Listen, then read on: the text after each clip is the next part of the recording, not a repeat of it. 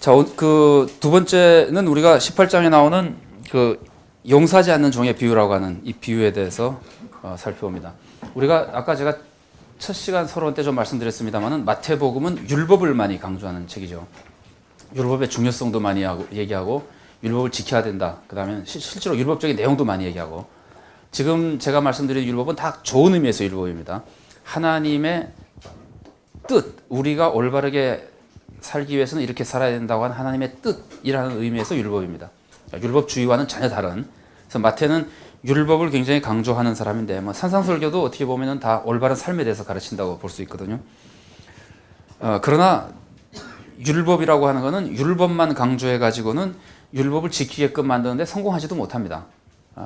그 제가 서술과 명령에 대해서 한번 소개를 해드렸습니다만은, 그래서 원래 은혜나 이런 것들을 알아야지만 사실은 그분이 말한 대로 순종할 수 있게 되거든요. 그런 것도 있고, 은혜를 깨달아야만 율법을 지킬 수 있는 점도 있고, 또 율법을 강조하면은 빠지기 쉬운 함정이 율법주의자가 되는 거예요. 그러니까 율법이라고 하는 것이 참 특별하다고 생각이 돼요. 율법의 문제점은요, 지킬 수 없는 것이 첫 번째 문제점이고, 율법을 지킬 수만 있으면 어떻게 해보겠는데, 지키지를 못하니까 율법이 있어도 구원을 못 받죠. 율법으로는 지키지 못하는 게 문제점이고, 또 하나는 율법으로 인해서 우리들이 자꾸 유혹거리를 당하게 됩니다. 바울이 로마서 7장에서 말한 탐내지 말라는 말을 몰랐으면 내가 탐내도 대충 내고 말았을 텐데, 자기도 모르니까. 그런데 탐내지 말라 그러고 나니까 온갖 탐내는 문제가 마음에 쏟아져 와가지고 그것 때문에 탐심이 자꾸 일어나더라. 그래서 율법이 사탄의 상당히 중요한 무기 노릇을 한다는 얘기까지 심지어는 이제 성경이 하고 있거든요. 그러니까 율법은 참 좋은 것인데 우리들에게 새로운 시험거리를, 우리가 그러니까 사탄의 유혹 때문에 당하는 거죠. 율법이 스스로 주는 건 아니고. 그래서 그런 점에서 율법이 어려운 점이 하나 있습니다. 율법이 닥치면은 그것 때문에 더 시험거리가 생긴다고 하는 거. 그런데 율법의 제일 무서운 점은요, 제가 이해하는 바로 율법의 제일 무서운 점은 잘 지키는 것이 제일 무서운 겁니다. 율법이 가르치는 대로 잘 지키면은 사람들이 거의 틀림없이 어떻게 되죠? 교만해지고 율법주의자가 되고 하나님의 은혜를 점점 진지하게 의지하지 않습니다. 그러니까 죄를 가끔 지으면은 자꾸 하나님 앞에 꿇어서 기도하고 막 눈물 흘리고 이렇게 은혜를 사모하게 되는데, 나는 도대체 잘못한 게 없다. 그런 사람이 하나님의 은혜를 어떻게 느끼겠어요? 잘못한 게 없는 사람이.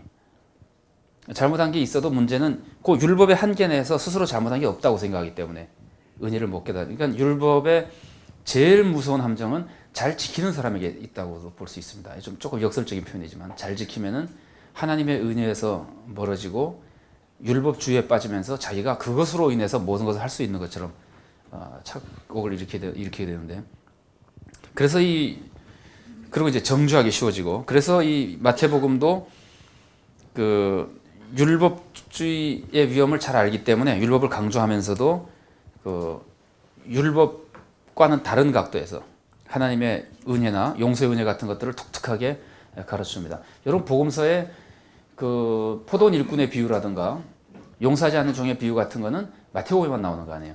그래서 특별히 마태는 거기에 또 남다른 관심을 또 보여준다고도 볼 수 있습니다. 물론 성경이 다 은혜에 대해서 가르쳐주긴 하지만, 그래서 율법을 잘 지키면서 율법주의에 빠지고 나면은요, 정죄하는 분위기가 되기 시작하면은 정말 그거는 감당하지 못합니다. 그래서 제가 아는 목사님 중에 정말 훌륭한 분이에요. 그러니까 바울이 말한 것처럼 율법의 삶으로는 흠이 없다고 할 수 있을 만큼 훌륭한 분이에요. 그러니까 모든 사람이, 그 사람 목사 되기 전에 젊었을 때부터, 청년 때부터 모든 사람들이, 동네에 안 믿는 사람들까지 예수 믿으려면 저렇게 믿어야 된다. 이게 모범적인 사람이었고, 목사가 돼서도 흠이나 실수가 좀처럼 없는 사람입니다. 근데 그분의 제일 고민은 내가 너무 흠이 없어서 걱정이다. 목회가 잘 안 된다는 게 흠이 없어가지고. 그러니까 남을 이해하는 이해심이 부족해지기 쉽고, 다른 사람들과 거리감이 생기기 쉽고, 그러니까 죄를 지어야 되는 것이 아닌데 어떻게 하면은 죄를 안 지으면서도 율법주의에 빠지지 않고 그 은혜 안에 들어갈 수 있을까? 그런 것들을 우리가 그렇다고 또 은혜를 자꾸 깨닫게 해서 죄를 짓는 것도 이상한 사람이고요. 그 조화가 상당히 어려운 문제인 것 같아요. 저는 그래서 바울이 내가 이전에 자랑하던 것을 배설물처럼 여기고 해로 여긴다고 하는 것이 굉장히 중요하다고 생각합니다. 그동안에 율법을 다 지켰던 것들을 전부 내가 버렸다. 왜냐하면 그리스도를 아는 지식이 더 중요하기 때문이다. 그거 때문에 예수님의 은혜를 못 깨달으면 더 나쁘다 이거죠. 그래서 이게 율법 정주하는 분위기가 되면은, 근데 그 목사님은 좀 그런 편은 아닌데 이제 생기는 고민이지만, 친구들 이렇게 얘기 들어보면은 목사님이 자꾸 이렇게 교인들의 잘못한 거를 지적하고 가르쳐 주는 거에만 집중하면은 교회 전체적인 분위기가 그렇게 좀 흐른다 그래요. 그래서 어떻게 하면 이것이 조화가 돼야 될 것인가 하는 것이 문제인데, 마태는 그런 점에서 거기에 상당히 중요한 복음을 보여준다고 볼 수 있습니다. 우리가 마태복음에서 몇 군데만 골라서 하다 보면은 마태가 율법만 강조하는 사람처럼 보이지만, 은혜가 강조된 것과 이렇게 조화를 계속해서 이루어 나가면은, 마태복음은 그래도 율법이 강조된 책이긴 하지만 은혜를 강조하는 문단이 중간중간에 포함되어 있고, 그래서 이 본문이나 포도원 일꾼의 비유 같은 거, 그것도 철저하게 은혜만 강조하잖아요. 비교하고 정죄하는 사람들을 오히려 주인이 막 비판하고, 그런 본문이 가지고 있는 중요성을 우리가 이해하면서 마태복음을 이해해야지 마태복음에 대해서 올바르게 이해할 수 있게 된다고 볼 수 있습니다. 비유의 위치는 그 18장을 우리가 아까 흐름을 조금 봤기 때문에요. 이것만 한번 제가 말씀드리고 넘어갈게요. 15절부터 17절을 보면은요, 몇 번 권고하죠? 3번 권고하죠. 혼자 조용히 가서 얘기하고, 말 안 들으면은 증인 데리고, 두세 사람의 증인 데려가서 얘기하고, 세 번째는 그래도 말 안 들으면은 교회의 권위로 얘기하고, 그래도 안 들으면은 뭡니까? 그래도 안 들으면 뭡니까? 그대로 안 들으면은 이방인과 세리처럼 여기라. 그러니까 그래도 안 되면 징계하는 거죠, 그죠? 그것이 이 비유의 바로 앞에 나오는 내부 지식이다, 아니면은 문맥이라는 걸 우리가 염두에 둘 필요가 있습니다. 그래서 제가 이따가 그걸 어떻게 생각해야 될지에 대해서 한번 질문을 던져보도록 하겠습니다. 다른 흐름은 우리가 다 아까 한 거니까 살펴보지 않고, 비유의 구조를 보면은요, 이 비유는 알레고리적인 성격을 많이 가지고 있습니다. 이 사람이 지금 진 빚이라고 하는 것이 비현실적인 액수거든요. 그 다음에는 징계에 대한 내용도 그렇고 용서하는 내용도 그렇고 상당히 비현실적인 내용들이 많이 있고, 상징적인 모습이 많이 있습니다. 왕이 하나님을 상징한다든가 종은 제자들을 상징한다든가 이런 모습들이 많이 있어서 전반적으로 알레고리적인 성격을 가지고 있습니다. 또 말씀드립니다만은 비유 본래 성경이 가르쳐주는 비유가, 최종 본문이 가르쳐주는 비유가 알레고리적인 성격이 있으면은 거기서 가르쳐주는 한도 내에서 알레고리적으로 해석하는 것이 정당한 해석이다. 그게 제가 소개해드리고 또 개인적으로 믿고 있는 바입니다. 그러니까 알레고리가 아닌 것을 알레고리로 해도 안 되고, 알레고리적인 성격이 아닌 것을 알레고리적으로 하면 안 되지만, 본문이 확실히 알레고리적으로 보여주고 있는 것은 그거를 존중해야지만 그 본문에서 주는 메시지를 제대로 찾을 수 있다는 거죠. 비유의 구조는 서론이 처음에 용서 횟수에 대한 베드로와의 대화가 나오죠. 몇 번 용서해 주면 됩니까? 7번 하면 됩니까? 이런 얘기 나오고, 예수님께서는 상징적으로 이제 무한히 하라는 의미로 얘기를 해주시고, 그 다음에 비유의 본체가 나오거든요.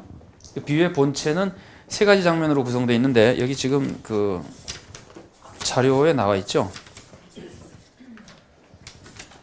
그래서 첫째 장면, 둘째 장면, 셋째 장면인데, 이 3가지 장면이 각각 다 비슷한 것들이 반복되기 때문에 상황에 대한 서술이 나오고, 두 사람 간의 대화가 나오고, 그 다음에 마지막 행동이 나오고, 그래서 첫 번째는 만달란트 빚진 사람과 그 왕 사이에, 왕의 이제 형편에 대한 서술이 먼저 나오고, 그 다음엔 두 사람과 대화인데 이제 징계에 대한 얘기와 간청하는 얘기가 나오고, 마지막 왕의 행동은 탕감해 주는 것으로 첫 장면이 끝나고, 둘째 장면은 만달란트 100데나리온. 이걸 이제 만달란트를 첫 번째 종이라고 부르고 100데나리온 종을 두 번째 종이라고 부르면은 첫 번째 종, 두 번째 종의 형편에 대해서 얘기가 나오고, 두 사람의 대화가 나오고, 그 다음엔 100데나리온 두 번째 종을 감옥에 가두는 장면이 나오고, 세 번째 장면은 사실은 서술이 나온 다음에 대화라고는 하지만 일방적인 왕의 꾸중이라고 보는 것이 내용상으로는 더 정확할지 모르겠습니다. 그래서 또 옥에 가두고, 그 다음에 이제 마지막에 이제 비유의 적용과 결론이 나오는데, 요 3장면에 다 나오는 사람이 누구죠? 만달란트 빚진 첫 번째 종이죠. 그럼 주인공이 누구겠어요? 그러니까 쉽게 그렇게 한번 생각해 볼 수 있습니다. 그걸 뭐 법칙이라 그럴 수는 없지만, 그래서 당연히 우리가 만달란트 빚진 종의 입장에서 우리가 어떻게 되고 있는 것인가, 은혜 받은 것은 무엇이며 잘못한 행동은 무엇이며 그랬다가는 무슨 일이 닥치는가 하는 그 운명을 우리들에게 가장 적절하게 적용해 볼 수 있는 사람은 만달란트 빚진 종이고요. 주제도 물론 이 사람이 가장 지금 이 사람에게 집중되어 있습니다. 왕은 종의 운명을 결정하는 존재이기도 하고 여기서 하나님을 상징하는 존재로서 굉장히 중요한 역할을 하고 있고요. 100데나리온 빚진 사람은 별로 중요한 역할을 하지 못합니다. 만달란트 빚진 사람이나 왕에 비해서. 그래서 만달란트 빚진 사람의 종의 형편과 행동을 부각시켜주는 역할을 한다고 볼 수 있습니다. 그래서 조연 중에 조조연 정도나 된다고 할까요?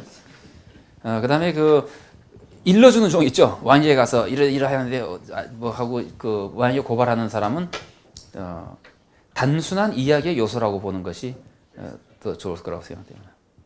엑스트라라고 볼 수도 있고요. 하여튼 다른 그 사람에게는 별로 그렇게 중요한 모습이 없습니다. 특히 알레고리적으로 볼 때는 그 사람에게는 더더군다나 중요한 점이 없습니다. 그건 제가 인물 이해할 때 조금 더 살펴보기로 하고요.